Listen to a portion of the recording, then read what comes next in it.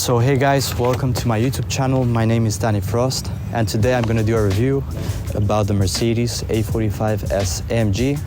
I'm going to talk about my 6 months review ownership and mention things such as car value, consumption, service costs, drivability, if it's a good daily, and my opinions saying the good and the bad. So stay tuned.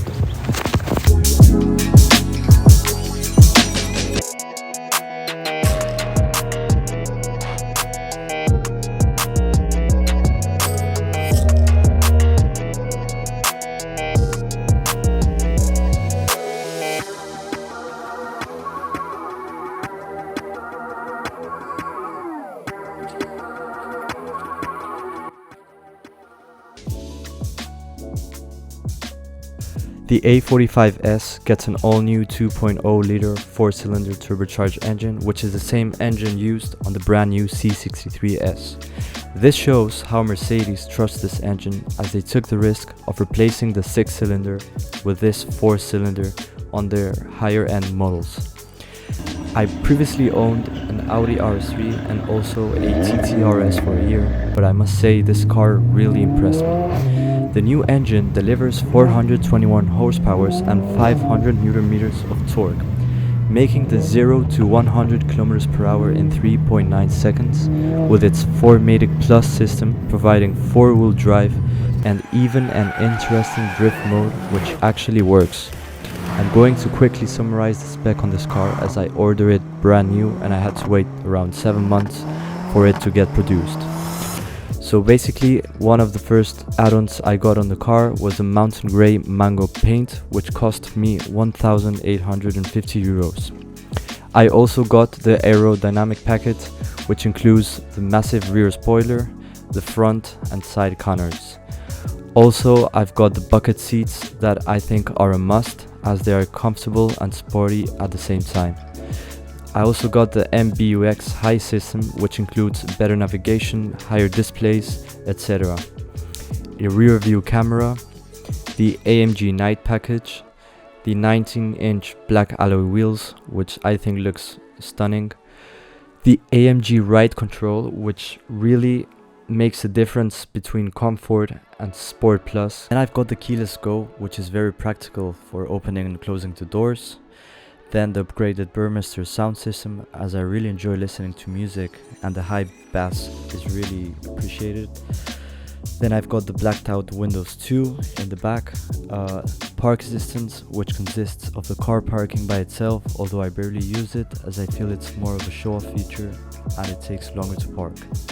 Lastly, I've got some extra small features such as wireless charging, the AMG interior badge, etc., which all add up to 16,000 euros approximately.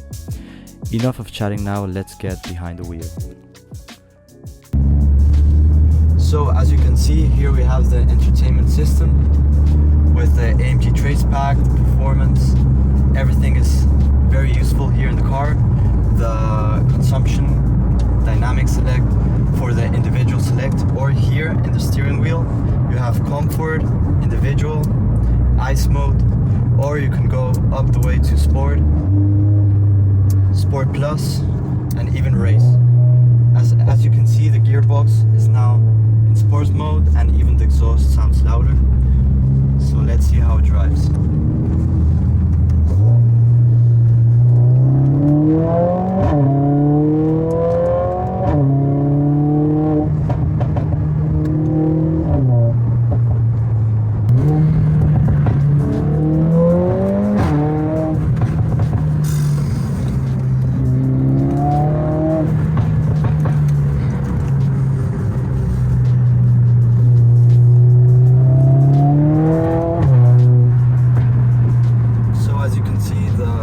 Doesn't have an stock exhaust, it has an aftermarket exhaust, a Krapowicz exhaust system, which really boosts the sound up, and I personally think it's really changed the car character, as due to the new regulations of the WLTP, it really affects the car sounds.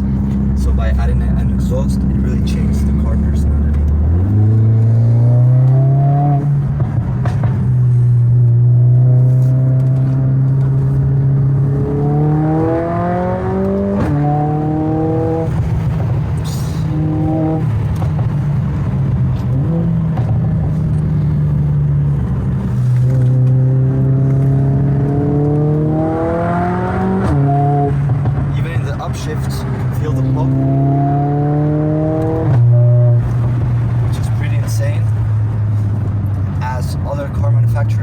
such as the Audi R3, it doesn't have that pop so loud, or even the Golf R.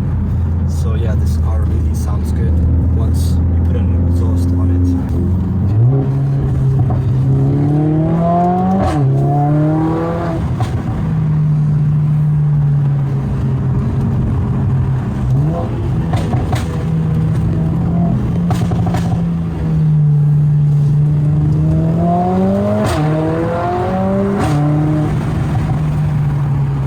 The service of this car cost me 680 euros, around 680 euros.